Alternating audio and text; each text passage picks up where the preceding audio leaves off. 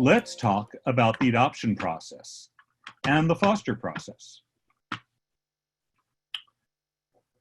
I want to say that since we're an all-volunteer organization, and because we want to be really careful about the well-being of the birds, the process can take a while. It's not like you go to the shelter, pick out a dog, and go home with the dog. It takes several weeks to get through the process, mostly because of getting people's schedules aligned, but also for reviews and education and such. It usually runs 6 to 8 weeks and sometimes longer for the bigger birds. So please be patient. We are going as fast as we can, and the results are really worth it. And if you feel like you haven't heard from us, please do ping us. Some things accidentally drop, and the reminders are helpful. A lot of people wonder how we're handling the adoption process during the COVID-19 pandemic. So we are maintaining social distance. When people are picking up an adoptive bird or foster bird, we want to make sure that all the parties involved have been healthy for at least 2 weeks. And we do the handoff as sort of a no-touch bird handoff. So we leave the carrier outside of your door, we step back, you bring the bird in, then you bring the empty carrier outside, you go in, we pick it up, all as physically distanced as we can manage it. And if you need help with cage transport, we would do that without going into your home. And as far as meeting birds go, we're doing a lot of meetings between potential adopters and birds via Zoom, which, while it's not as fun as visiting the bird in real life, so to speak, it's got an advantage of seeing them kind of in a relaxed state without a new stranger around. And for the bigger birds, where it is really important to have that, to know if that connection is there, we can possibly arrange a socially distant visit in person by taking the bird outside in their cage or carrier for a meeting. And it just depends on what the foster home and the potential adopter are comfortable with. So those are some changes. The adoption process itself begins with our basic bird care class, because parrots are not simple beings to care for, and they require a lot from us, their human companions. So that class covers parrot behavior, health and well-being, feeding, care, and other topics to ensure that the birds will be able to thrive in their new forever homes. After you take the class and you fill out an application online, then you're ready for the next step, which is a phone screen. And Linda from our phone screen team is here to talk a little bit about that. Hi, Linda. Hi, Jonathan. I'm Linda Liebelt. I'm co-leader of our marvelous team of phone screen volunteers. Okay, you've taken the class, you've filled out the online application. Now you're ready for the third step, the phone screen.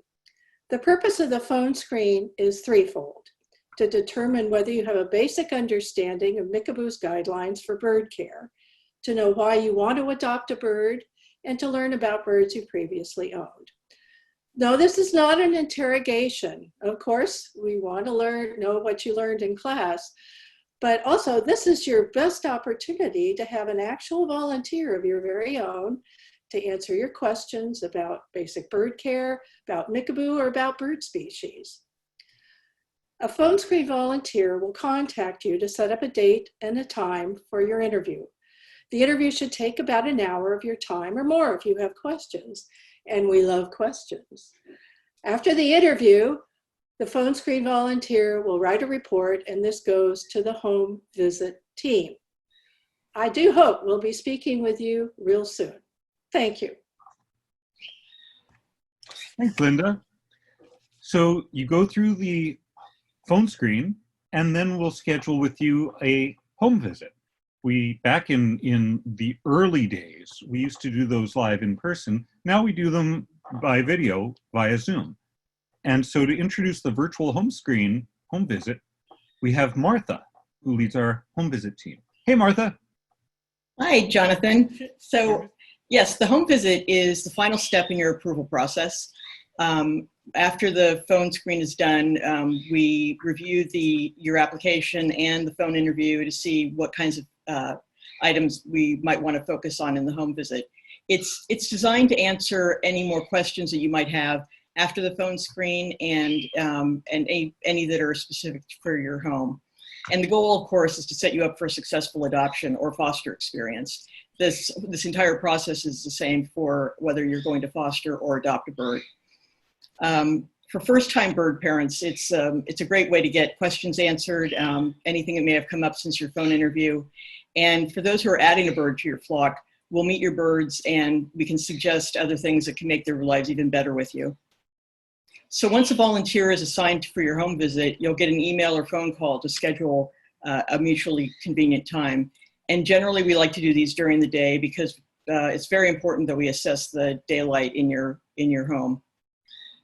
The visits can take anywhere from an hour to maybe more. It sort of depends on, in my case, how much I want to chat.